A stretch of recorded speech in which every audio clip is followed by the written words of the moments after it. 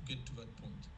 Um, when international companies look at any part of the world, it's not unique to Africa, any country, they look at the domestic economy. Are there local firms born there, native of that country, but are growing and doing well? And as an international businessman, if I don't see in a given country that happening, I'm simply not going to invest. Unless I'm in an extractive industry where I don't really care about what happens in that domestic economy. So it is not possible to overemphasize the need to grow and develop domestic firms. Because if, as an international investor, I think that people born in the country who speak the language, who know the culture, cannot be successful, I will never believe as a foreign company that I'm going to be successful. So the effort to attract foreign capital is exactly the same thing as the effort to develop domestic champions and successful entrepreneurs. It may sound simple, but it's a question of focus. The best thing a government can do to attract foreign investment is to ensure that they have successful domestic companies. The foreign investment will come if you ensure that. So the causality often is taken in the wrong direction. If the government cannot produce that outcome, the international business people will not trust that government. They will not trust that environment. And at the end of the day, the single most important thing for capital movement is trust. Capital flows where it can trust the environment and have a visibility on the environment. So again, you look at any economy, whether it's the United States in the 19th century, the Rockefellers, the Vanderbilts, the Mellons, the Carnegies, the JP Morgans, they all appeared in the 19th century. You look at China, I've been following China since 1984, the first time I went there. China has been developed by its entrepreneurs. There is an incredible class of entrepreneurs in every single sector who have been incredibly successful in driving the economy forward, creating jobs. I think all the remarks made on demography and the youth of Africa are absolutely correct. Like many people, I don't like this word informal because it's really not a good word. Every company in the world, whether it's Netflix today, or Google, or Microsoft, was informal. When Bill Gates created Microsoft with his friend in his garage, it was an informal company. There's not a single company in the world that has not started as a small thing. And the only way to get great companies is to have successful small companies. So I'm sorry for insisting. I'm coming here with my very private sector focus, but it's a message I think that we just keep repeating because it's really the answer to a lot of this. And just a final point on that, it's also that I think Mrs. Bonki Kunene emphasized that it's to develop companies, what you need is equity, not loans. Loans are not the right financing instrument for small businesses. There is somebody who's now gotten quite a profile. I think it's Shola Akinlade. He created a company in Nigeria, a payment company, 5 years ago. He sold it to Stripe repeatedly for $200 million in 5 years. Now, the interesting thing is that he started his company with $100,000 of equity. The incredible thing is it's a Californian venture capitalist who gave him that $100,000. They found him in Nigeria. Shola had never left Nigeria, and they invested in him. So it's really vital, and I've spoken a lot about this with Kuhn and the European Union. It's really vital that we have instruments that can actually do what the venture capitalists do in the US economy or private equity players, provide equity to those businesses. Small growing businesses should not get into debt, because then when there is a shock, like we have with COVID or we have a recession, the casualty rate is very, very, very, very high. So, and a final word on the digital infrastructure. It was interesting. Jeff Bezos was giving a speech recently, and he was saying that without the infrastructure, Amazon wouldn't exist. And I think that's correct. So one thing where authorities can really help us and help the private sector immensely is by putting in place the digital infrastructure. Africans don't need to be given ideas. They don't need to be given determination. They don't need to be given courage. They just need to be given an environment where they can give the best of their abilities, which are immense. I passionately believe that as an African, and I think that that's really where the effort must focus, creating that infrastructure, that environment that will allow Africa to thrive. But in spite of all the clouds on the horizon, I'm optimistic. There is a lot of money in the world. Look at the SPACs. SPACs have raised $45 billion in 6 weeks this year. There's a lot of money in the world.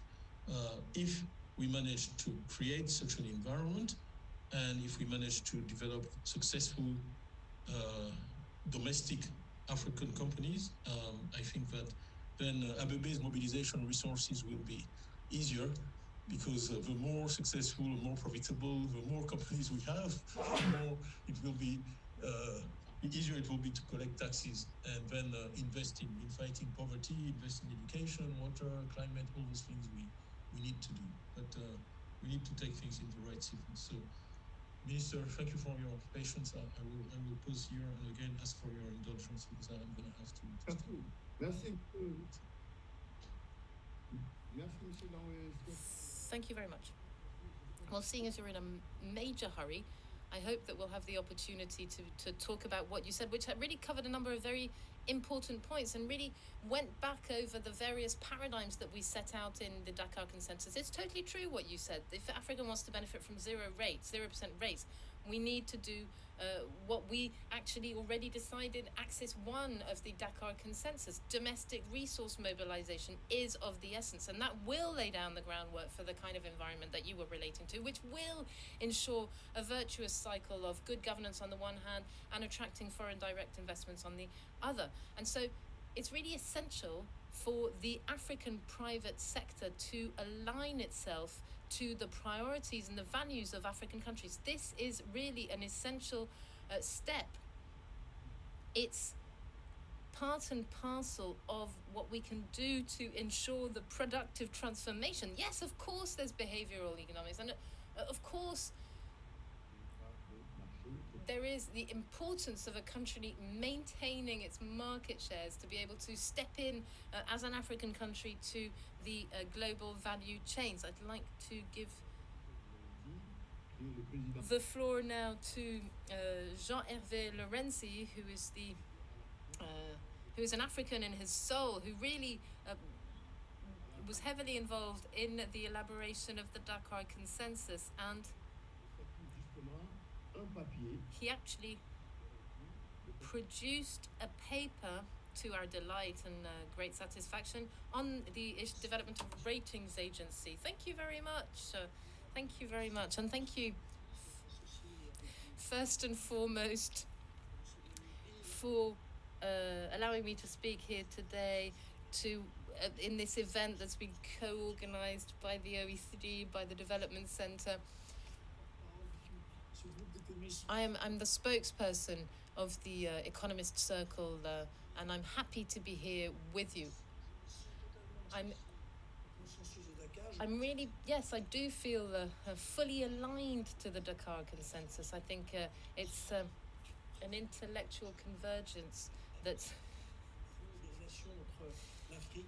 kind of prefigures, if I may say so, the future relations between Africa and other countries or continents in the world, that can enable us to really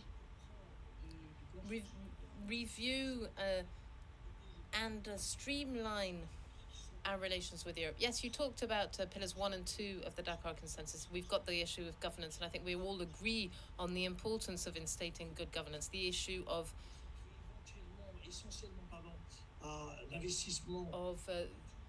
the debt and the link between debt and productive investments, and then you have to have more inclusive growth. You talked about 17.2% of GDP on average for tax revenue in Africa. Now that's clearly insufficient. So that is, of course, also of the essence. Now, as an economist, perhaps I could think about, or make you think about, a couple of more provocative approaches, but I hope they won't shock you. It's just really as food for thought. The issue of debt and rating. Debt is a worldwide scourge, and when we were talking in Dakar and we were a year later discussing these issues under the auspices of Mario, we had another debate around Dakar. At the time, the world was one in which people perceived debt as a necessary evil. And then we had the world plunged into crisis, and I don't see one single country in the OECD membership today, apart from some of those very frugal Northern European countries where the populations are quite small. I don't see any OECD country today thinking about debt in terms of a crime against economy. It's true now that debt has been reinterpreted in light of the crisis in many countries, and so in the years to come, I think it'll be essential to rethink how we relate to debt, and how notably debt can be managed by a number of African countries to re-inject or to ensure that these countries can step back onto the path of growth. We have to think about ensuring growth for Africa, and indeed the African growth rates were high before the crisis hit, 4.5%, but we need to ensure that we can step out of recession. We know what recession is. We've known recession in Europe. We went through recession in the US. Only China hasn't had to undergo this kind of recession, and so in that context, it's essential to think about the issue of growth in the past and the perception of path in the future. And indeed, I'd like to put forward 3 ideas here. They may seem a little quirky, but the Development Center at the OECD and the Republic of Senegal, that's actually really responsible for setting up this Dakar consensus, I'm sure that they'll be fully ready to discuss them. First of all, I think that a debt moratorium that's been in existence for a few months now should not only be extended, but also that there should be a fixed date and rule. The moratorium should stop once the African economies have returned to the level of growth that they had before the COVID crisis, and also taking account of the potential growth that they should have had, in other words, the plus 4% in the period 2020-2021, which gives us a figure of around about 15%. So 15% growth in Africa, and until we get there, I think it's legitimate, because we do it for the rest of the world, that the debt moratorium should be maintained. I think that this figure of 15% is a reasonable one. Secondly, you asked me this question, and I can say that we've been wondering about it in the context of Article 6 that President Macky Sall was behind. The argument was that the rating was something that made excessive play of the risk of investment in Africa. Now, I would agree with everything that's been said, particularly by my friend Cham, as regards the general climate, creation of business and so on. But, as with anything human, risk is subjective. And I think there's been an excessive increase in the investment risk for Africa. Let me say that the risk is excessive in terms of the figures. If I take a look at the level of the increase in funding of startups in Africa, it was plus 40% in 2020 as compared to the previous year, 2019. Now, if there'd been so much risk, there wouldn't have been as much investment in startups. So everything's entirely subjective in this.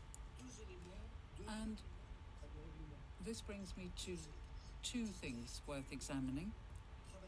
The idea that we should work for the coming years on these issues, and the first is that we should create an international rating agency for Africa that would involve the major international institutions. They say, quite rightly, that they are in favor of the return to growth in Africa. And clearly, it's in the interests of humanity at large. And in 2040, 25% of the people on the earth will be African. So let's imagine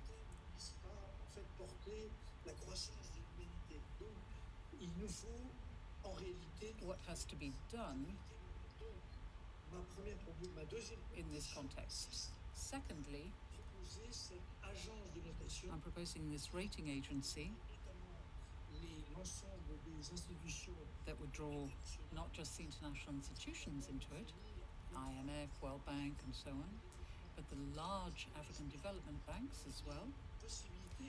They, after all, are familiar with the possibilities that exist for anyone investing in Africa, and the rating agency would work closely with the other rating agencies, the major ones that exist. But, as you know, I think that their view is an excessively negative one of risk in Africa. It's not entirely fair in its approach. So if we've got an international rating agency for Africa, it would give us more reasonable figures, and I think in this way we will be able to make more positive progress. And then I have a third idea, because this in itself is not enough, and that's why I'm suggesting another idea. Together with the World Bank and the other international institutions and all of the countries that finance investment in Africa. I think most of the G20 countries, the OECD, my friend Mario, obviously, Europe, all investing in Africa. And I'm proposing that, aside from these investments that are already there, we should create an agency or a structure to increase loans. It would be an agency that would give a guarantee which would encourage the improvement of the rating. It would improve the rating that was given anyhow. Some years back, we saw that in the context of investments in developed countries. Many of such structures turned out to be very effective. The 2008 crisis called this sort of setup into question, perhaps because they were over-challenged, but it would be a monoline approach just for Africa, involving the international institutions and the countries that invest in Africa. And I think in this way it would be possible,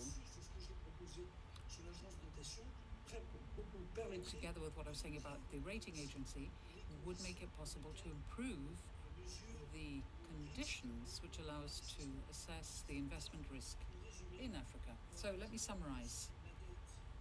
The debt servicing is pushed back for several years to come, because before we get to 15%, it's going to take quite a while.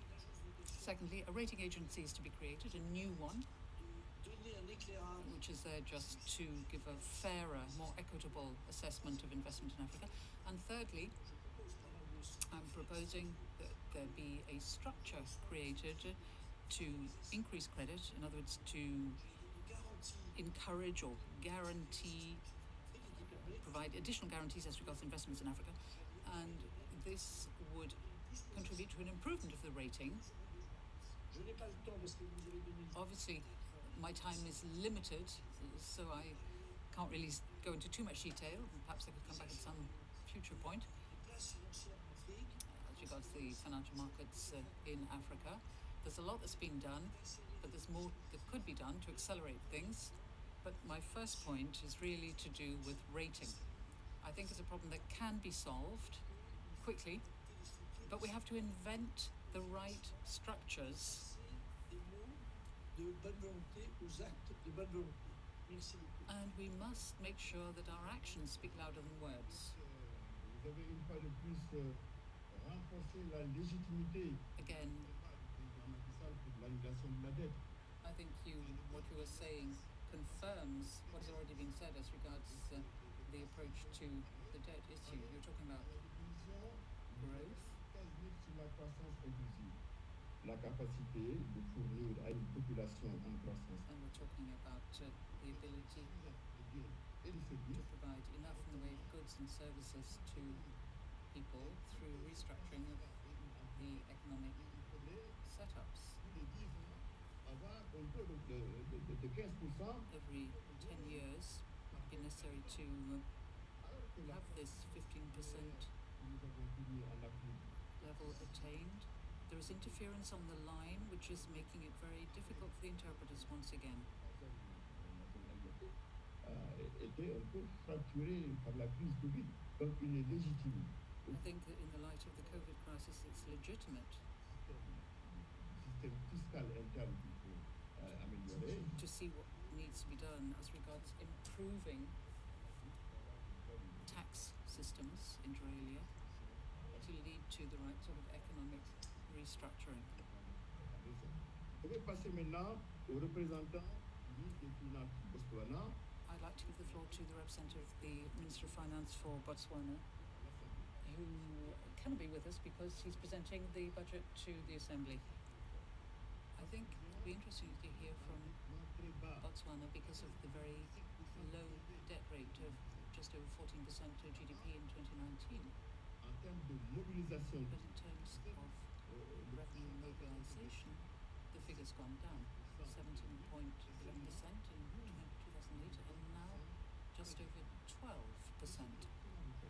pour gérer l'ensemble. Can you explain to us how you managed to deal with this? You have the floor. Thank you very much, Chairman. And let me pass on the apologies of the Minister, who, as you mentioned, has been called to Parliament. He's not presenting the budget speech. He did that a couple of weeks ago. But today he's responding to comments and questions from MPs on the budget speech.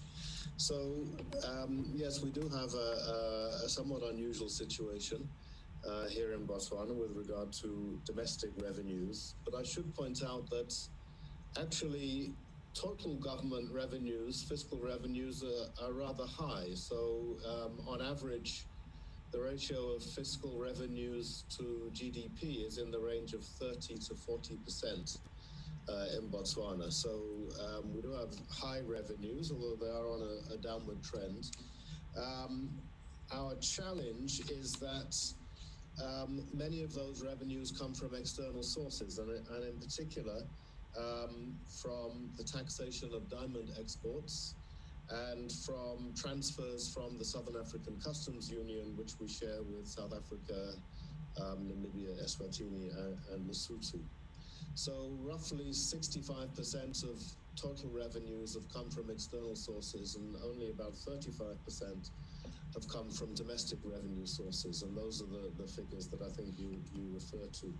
So our domestic revenues from taxation and other charges have been relatively low. So this clearly is not a favorable situation in the long term. We're very dependent on these external revenues, and for one reason or another, which I won't go into, they are on a long-term downward structural trend. So we do have the challenge of increasing domestic revenue mobilization. So we've done a number of actions, which I will describe briefly to you, to improve domestic revenues. Firstly, we're in the process of, the Revenue Authority is in the process of undertaking a tax gap study to highlight where revenues fall below the expected levels. This is particularly the case with value-added tax, which doesn't bring in the sorts of revenues that we would expect given the tax rate. we're looking at making tax collection more efficient by reducing tax leakages and improving compliance. We're looking at broadening the application of some taxes and also at introducing new taxes and raising some tax rates. And I'll describe those briefly. So, for instance, with value-added tax, which does not bring in the revenues we expect, a lot of that is due to widespread use of cash and the non-declaration of taxable transactions to the Revenue Authority. So we're looking at using, again, as part of the digital transition, of shifting towards digital processes for tax compliance, introducing electronic billing machines linked directly between merchants and the Revenue Authority. And we may also look at introducing limits on the use of cash for payments transactions. We also have the Revenue Authority has, from May last year, introduced a new IT system, which generally makes payment of taxes and filing of returns more efficient. One of the areas where we think taxes have unexploited potential is property taxes. Our property tax rates are quite low and only apply in certain urban areas. And we're looking at broadening the scope of property taxes to include commercial and residential property throughout the country, and also at increasing property tax rates. At the moment, the property tax rates are quite low. And this has the advantage that property taxes are difficult to evade, and also the burden falls mainly on the better off. Unfortunately, we have also found it necessary to increase the VAT rates from April the 1st this year. But we are starting from the point of having one of the lowest VAT rates in Africa. Currently, VAT is 12%. So even with an increase to 14%, it will remain relatively low by the standards of sub-Saharan Africa. Finally, we are introducing new taxes which are intended to change the structure of production and consumption decisions in a more positive direction. And these include taxes that have been implemented in other countries. So there's some experience. We're starting with a tax on sugar-sweetened beverages. Some people call it a sugar tax, but this is really to help address the problems of diabetes and other non-communicable diseases. Of course, the tax will be combined with improved public health education. We're introducing a small levy on plastic bags to reduce consumption and environmental degradation. We are increasing the taxation of fuel, of petrol and diesel, and this is partly to reduce consumption and pollution, and to raise funds for road maintenance, but also as part of what may be seen as the strategy to reduce CO2 emissions. Beyond the tax on fuel, we're also looking at the feasibility of introducing a broader carbon tax. We're at the moment in technical discussions with the World Bank to look at ways of introducing a carbon tax, and that would incentivize the reduction of CO2 emissions and better enable Botswana to meet its obligations under the COP21 Paris Climate Change Agreement. And we're also looking at raising some of the fees and charges for the provision of public services to promote cost recovery. Now, I know that, of course, raising taxes is never popular, and particularly in the middle of a crisis and the pandemic, one might say that it's not the right time.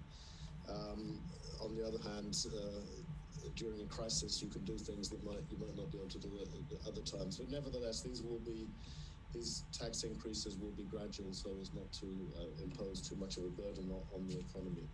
I should finally mention that we are benefiting in terms of improving tax collection and the design of the tax system, benefiting from extensive technical support from the African Tax Administrators Forum, from the IMF Fiscal Affairs Department, from AfriTax South, and from the World Bank. So we're making use of the available technical expertise, which we're finding is being very, very generously and freely offered, which is helping us to make these changes in the most effective way. Mr. Chairman, let me stop there and looking forward to further discussions. Thank you very much. Thank you very much. Thank you for all these really interesting highlights that gave us an idea of how you've instated or increased your tax revenue in Botswana. I'm sure that we'll have the opportunity to discuss this at a later stage. Now, we have taken up too much time, and the interpreters may have to leave us. And so I just wanted to say that I'm very happy today that Senegal has hosted this conference. We would have loved to see everybody physically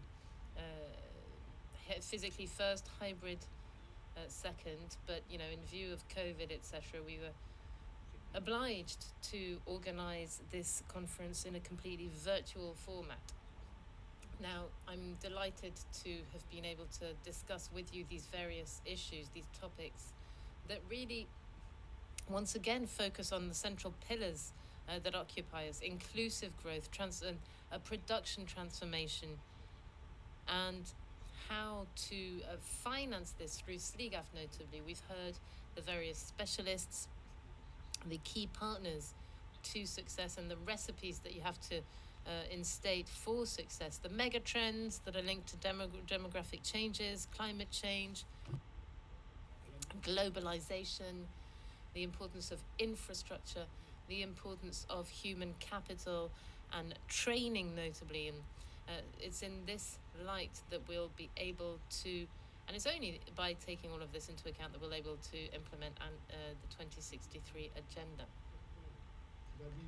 And the kind of Africa we wish is an Africa that is prosperous through inclusive, sustainable and lasting growth, and an integrated Africa in light of the African Renaissance and Pan-African values, an Africa where we can draw on good governance, on democratic principles, on an Africa where human rights are respected, where we have shared values and cultural heritage, and an Africa where this inclusive growth is going to be instated by the populations, by its people, and of course an Africa that as a continent is fully and part and parcel of global value change. Now, I couldn't close without thanking once again President Macky Sall, who has ensured that we could organise everything to the best of our capacity. And I wanted to thank Mario,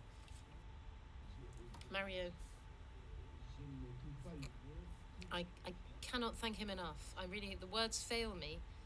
And he's always there at the service of African countries, based on functional, pragmatic planning and modernizing and overhauling Africa such that we can really make the most of engines of growth.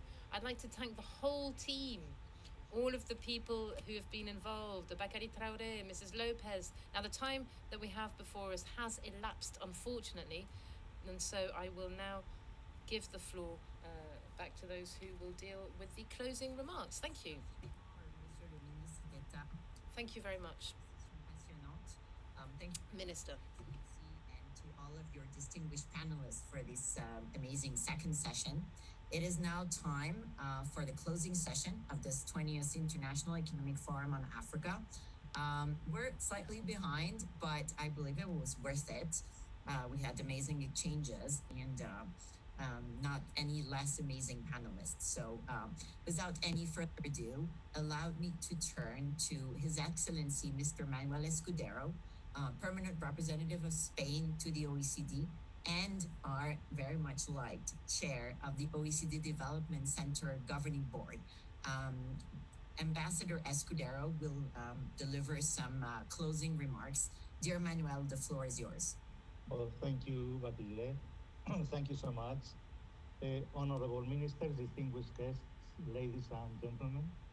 It is an honor to be today and conclude the 20th edition of the International Economic Forum on Africa. I would like to convey my personal gratitude and that of all the members of the OECD Development Center to Senegal for hosting this forum, and in particular to President Macky Sall for his hot patronage. A sincere thanks also to all of you who joined this virtual event. I was amazed, by the way. I think that when I entered, there were around 600 people. I never have seen in the OECD, such a number in a virtual meeting. And in particular, I would like to thank the speakers. Their interventions helped us to chart concrete recommendations for advancing toward a sustainable recovery in Africa. I would say that from today's discussion, I see a broad consensus emerging. Many emphasize that African governments have acted swiftly and effectively, but continue to face formidable challenges with limited financial resources. We welcome the commitment of the international community, but stress that the level of ambition must rise and match those formidable challenges. We agreed that this crisis is a stress test for our shared commitment to sustainable development and to multilateralism.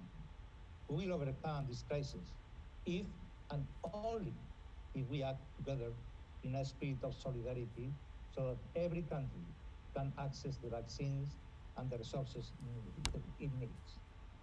To get out of the pandemics together is not only a moral question, but an economic and sanitary question. Nobody will be free from COVID until everybody is free from COVID.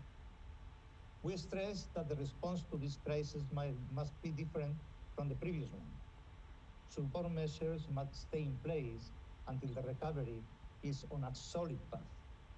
The response to the crisis, nationally and internationally, must also be an opportunity to rethink our approach to development and to address the vulnerabilities that the pandemic has posed. In other words, we seem to agree that we need a new deal for development, a global pact that aspires to address both the immediate emergency measures and the long-term reforms for a sustainable recovery, and that is based on the principle of co-responsibility that so much has been talked about, and certainly is part of the Dakar consensus. More concretely, I would like to highlight three takeaways from our discussions related to the mobilization of resources. First, the central role of governments in responding to the crisis and addressing vulnerabilities. But a functioning state requires sufficient and stable domestic resources, which unfortunately not yet is the case for many African countries. Tackling illicit financial flows that deprive the continent of these resources and building fair, effective, and progressive domestic tax systems is key. Second, the call to deal in a meaningful way with sovereign debt and ensure adequate access to capital markets for African countries. African countries have young populations and could provide excellent returns to investors. Many of countries have relatively low levels of debt to GDP. Still, they face very high borrowing costs and have shrinking resources to serve existing debt. We welcome the G20 initiative on debt treatment, but more needs to be done. It is paramount that we act to safeguard and enhance African governments' capacity to finance their development. And third, the need to enhance the coordination of African governments and their international partners to ensure not only the quantity but also the quality of investment in human capital, infrastructure, and connectivity and productive capacities. In this respect, I am pleased to announce that the African Union Commission and the OECD Development Center will be launching tomorrow a joint platform on investment and productive transformation in Africa. So, ladies and gentlemen, let me conclude by praising the excellent cooperation between the African Union Commission and the OECD Development Center. This cooperation has led to the joint organization of this forum on Africa, the African Development Dynamics Annual Report, and the annual publication of the revenue statistics in Africa. You can count on the OECD Development Center and its members, which include, as you know, 11 African countries, to deepen further this great cooperation, to advance policy dialogue and knowledge sharing, and support the implementation of the development agenda as defined by Africa itself. Thank you. And now, Batilde, over to you. Thank you so much, Mr. Ambassador, for these warm words of wisdom and closing. Allow me now to turn to His Excellency, Mr. Albert Muchanga, who is a Commissioner for Economic Development, Trade, Industry, and Mining at the African Union Commission. And His Excellency, Mr. Muchanga, will also share some concluding remarks. Your Excellency, the floor is now yours. Thank you very much, Director of Ceremony. The Honorable Ministers, the Excellencies, the Ambassadors, and Permanent Representatives, distinguished delegates, and ladies and gentlemen. I'm very happy to have been with you the whole day this afternoon and in the morning. And certainly the discussion has been very, very insightful. And there are a lot of takeaways that we need to reflect on. And I would like also to thank each and every one of you for taking time to participate in this year's edition of the International Economic Forum on Africa. Your presence, and like indicated earlier, your insightful contributions and proposals have set the pace by directing our path towards the role we as stakeholders need to play, and that is to achieve our desired vision for sustainable recovery in Africa through investment, which has been the theme of this forum this afternoon and in the morning. I'd also like to express my appreciation to the Republic of Senegal, the OECD Development Center, and all supporting partners of this forum, including CAS Africa, Sahel and West Africa Club, Agence France de Développement, and Cercle des Économistes, for putting together their resources and time to make this forum a distinct success that it has been. We are most grateful, and we shall forever acknowledge your various contributions. The moderators and speakers for both sessions have deliberated at great length on the need to accelerate productive transformation and regional integration in Africa to achieve our Agenda 23 objectives and priorities, as we rethink the financing of sustainable and inclusive growth agenda in the era of the COVID-19 pandemic. As indicated by the chairperson of the Commission in his opening remarks this morning, the African continent has lost over a decade of development.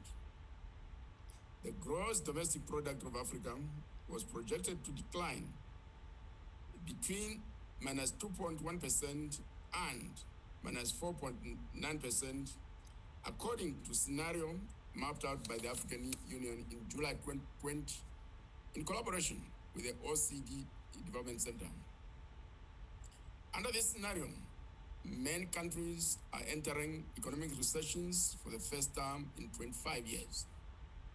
The containment measures implemented by the African governments and the African Union to halt the spread of COVID-19 has resulted in at least $115 billion of losses in output as consumption, and that is domestic consumption, investment, and external financing declined due to the continent's vulnerability to the external shocks of disruption of global supply chains, capital flight, and other exigencies. This clearly shows the importance for Africa to diversify our production systems. Undoubtedly, to build resilience for smooth recovery, post-pandemic Africa needs to accelerate productive transformation and economic integration across the region. The African Continental Free Trade Area, which started operating on the 1st of January 2021, avails an opportunity to expand intra-African trade and diversify production and exports. In order to realize the full potential of the African Continental Free Trade Area, more emphasis must be placed on developing regional value chains across Africa, encouraging the participation of small and medium enterprises as suppliers of both intermediate and final products in the regional value chains, as well as investing in research and development. The last point is critically important because smooth and effective operationalization of the African Continental Free Trade Area will greatly depend on innovation. Working towards achieving a single continental market through business linkages, digitalization, and regional value chain development will also serve a great deal to advance agribusiness in Africa, which employs more than 50% of the African population, and this can greatly contribute to food security among our people. In support of rethinking financing for sustainable and inclusive growth in the era of the COVID-19 pandemic, there's no doubt that strengthening domestic resource mobilization is a vital imperative. Illicit financial flows also remain a challenge on the continent, with estimated annual losses of upwards of $80 billion. In addition, the tax to GDP ratio is still very low for Africa, which is at 16.5% compared to the OECD average of 34.3% and the Latin American and Caribbean average of 23.1%. And these statistics were highlighted in earlier discussions. We should not forget to mention the resources lost through the digital multinational enterprises activities, whose activities are very, very complex to tax. All these resource losses will contribute to undermining sustainable development and building the financial autonomy of the African continent. As Africa continues to acquire additional debt to combat the COVID-19 pandemic and rebuild her economies, debt sustainability is very crucial. In this respect, it is vitally essential for countries to use the debts acquired for intended purposes. It is also crucial to develop new innovative financial mechanisms to strengthen public-private partnerships and leverage cooperation among international partners and the African continent. As a continent, we will continue advocating for external public debt cancellation and the reallocation of unused special drawing rights and creation of new ones to procure vaccines for the African populations and invest in the recovery of our economies and put back Africa on a path of sustainable development, structural transformation, and resilience. I'll end here and thank each and every one of you for your kind attention. Thank you very much, and I yield the floor. Thank you so much, Your Excellency. We now we're going to turn back to His Excellency Mr. Cheikh Kanté. Je me tourne à nouveau vers Monsieur. I give the floor once again to Mr. Cheikh Kanté, Minister of State, a Special Envoy of the President of the Republic of Senegal, who is now going to share with us the major conclusions from the forum. You have the floor, Minister, at the end of this, the 11th edition of the forum. Mr. Cheikh Kanté, you have the floor. Thank you very much. I'm going to read through the major conclusions and recommendations of the forum. The 20th edition of the International Economic Forum on Africa, jointly organized by the Commission of the African Union and the OECD Development Center, under the aegis of President Macky Sall of Senegal, with the participation of the President of Madagascar, the Prime Minister of Togo, the Minister of Foreign Affairs of Japan, Secretary General of the OECD and the President of the AUC, focused on investing for sustainable recovery in Africa. You know that we've had very fruitful discussions, and we're now at the closing ceremony. And let me conclude as follows. In order to guarantee a sustainable global economic recovery, the priority is to win the battle against the virus throughout the world. As such, vaccines have to be understood and considered as global public goods. The international community must deploy all efforts to guarantee equitable distribution in due time of anti-COVID-19 vaccines, such that 60% of the population of the African continent can be vaccinated. It is urgent to face up to economic and social challenges in Africa, because these have been seriously aggravated by the global crisis. Notwithstanding a fairly limited spread of the virus in 2020, no fewer than 41 African economies have suffered a recession, against just 11 during the 2009 financial crisis. This shock is going to hit particularly hard many of the at-risk households that depend to a large extent on the informal economy. More than 23 million people in Africa are facing the risk of falling into extreme poverty. We must therefore acknowledge the efforts deployed by those in charge of politics at all levels, and also civilian society and citizens doing everything they can to curtail the spread of the virus.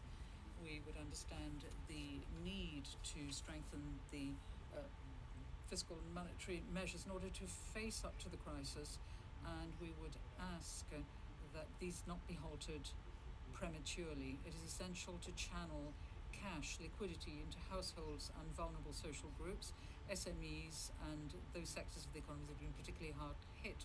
We would encourage the Commission of the African Union to establish partnerships, the most suitable partnerships possible, so that there can be a mutual learning and exchange of good practices between countries in terms of support to individuals, households, and undertakings, all in the most vulnerable category, and to broaden social protection. Time has come for a new deal. Facing this massive global shock, it's only coordinated action throughout the continent and globally that will be able to reduce the vulnerabilities of our economies.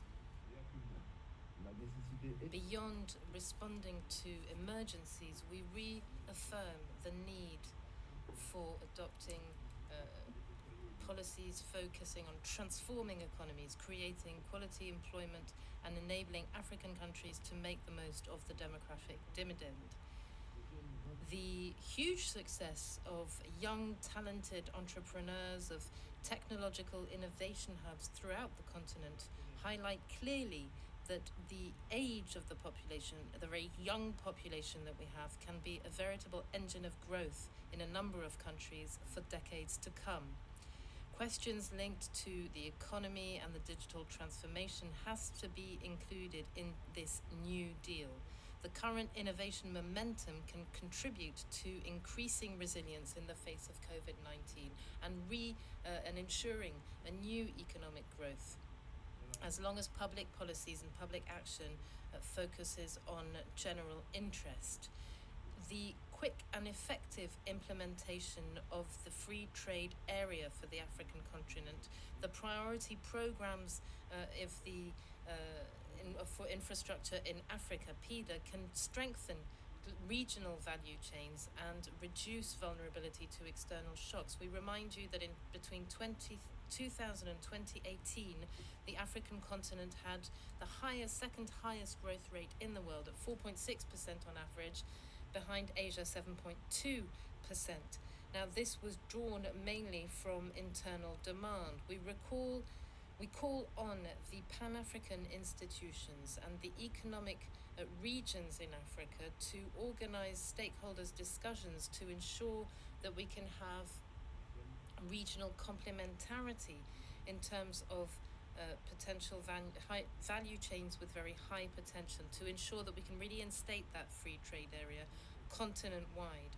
We would exhort the partners and international community to increase their support to the program of transformation that Africa has decided for itself. In that context, we welcome and encourage the very useful cooperation that we've had between the African Union and the OECD, notably via its development center. And from there, we get all these reports on public revenue in Africa, the statistics in relation to that, and the dynamics for development in Africa as well. And we also have more partnerships, notably in terms of investment for productive transformation, which will be held tomorrow. The governments of Africa have to face the COVID-19 pandemic with very meager resources, much lower per capita than during the world financial crisis in 2008. It is therefore essential to act and act fast on all possible levers to be able to garner both external and internal resources to fund development. It is essential to strengthen international cooperation around tax practices in order to be able to fight against illegal financial flows and to be able to readjust the debt service. On the issue of debt, we welcome the G20 initiative on restructuring debt. The moratorium by the G20 gives a breathing space that is essential to many African countries, but it remains insufficient in terms of ensuring an adequate response to the pandemic and a strong growth into the future. We would like concrete responses to be able to move forward faster, notably the reallocation of special drawing rights that are unused, or creating new special drawing rights for countries that lack liquidity, restructuring the debt, and in certain cases complete cancellation of the debt to be able to face urgent financing needs. We reaffirm the essential role that a strong and coordinated multilateral system can have to be able to reform and come up with systemic and lasting solutions, to be able to support governments come up with innovative and coherent and consistent responses, to be able to increase cooperation between the different communities of public policy in the context of multiple crises. Now, one urgent question is to reform the international tax system, to be able to adapt it to the transnational character of economies, to create a system that is stronger in terms of information exchange and international tax regimes, to come up with fair and equitable regimes, to avoid the risk of new fiscal uncoordinated and unilateral tax measures.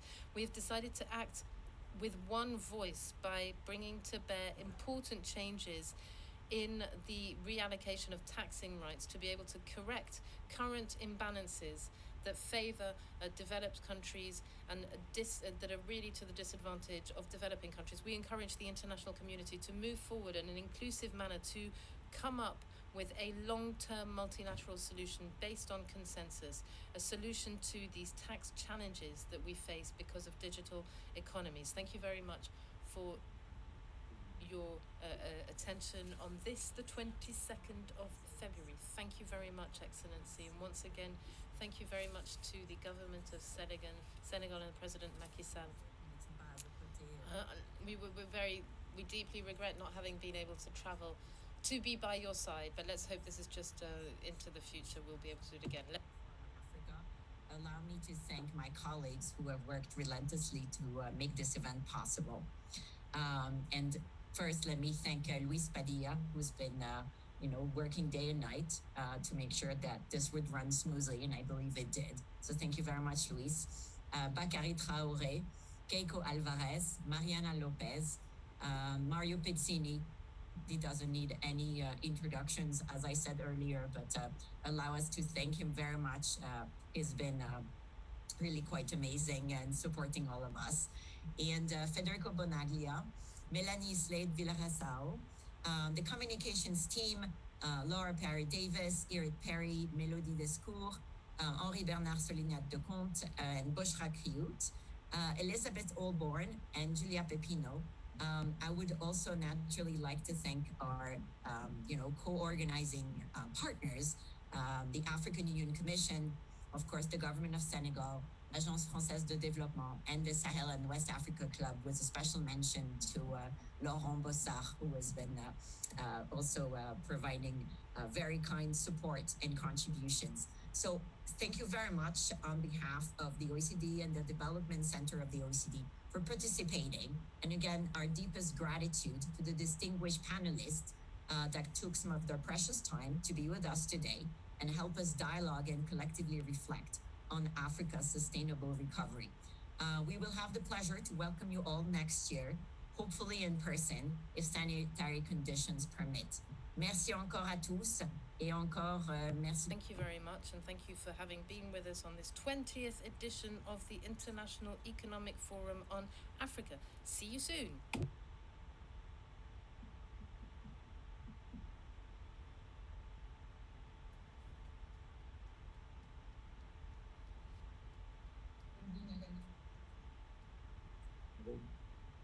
Bravo tout le monde. Au revoir. Bravo, bravo. Congrats to every fantastic team. Congratulations. A marathon. Take care, eat something now and drink a lot of water. But also other things. Okay. See you there. Thank you. Thank you, Bati. Thank you, Bati. Dosina also for his support. Je t'en prie. Baptiste, that's magnifique. And also Jean-Denis Gabikini, Africa Union. Et nos amis du Sénégal, évidemment, le ministre. Madame Merci à tout le monde. Merci beaucoup. Madame Khan, merci beaucoup. Yo, on se reprend tout à l'heure. Merci Louis pour la belle organisation. Pardon, merci vraiment. Et toute l'équipe, Janeva, et ton chef,